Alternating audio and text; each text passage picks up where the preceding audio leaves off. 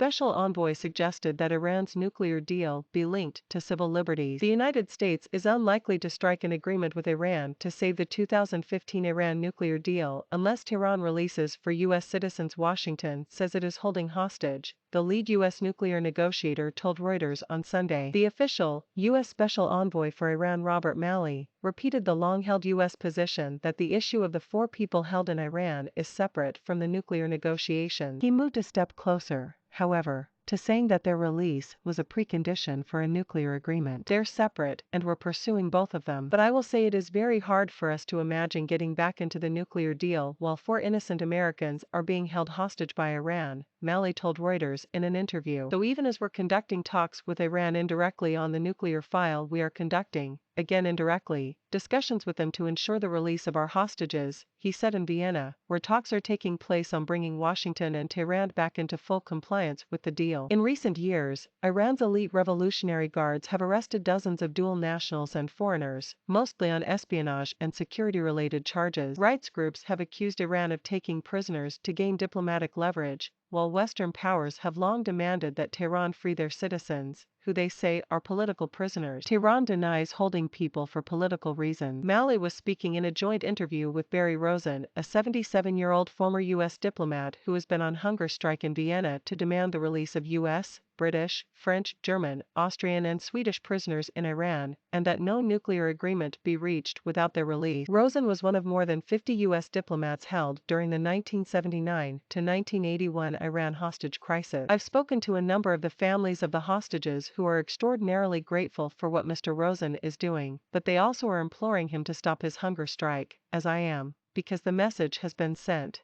Malley said. Rosen said that after 5 days of not eating, he was feeling weak and would heed those calls. With the request from Special Envoy Malley and my doctors and others, we've agreed after this meeting I will stop my hunger strike, but this does not mean that others will not take up the baton, Rosen said. The indirect talks between Iran and the United States on bringing both countries back into full compliance with the landmark 2015 nuclear deal are in their 8th round. Iran refuses to hold meetings with U.S. officials, meaning others shuttle between the two sides.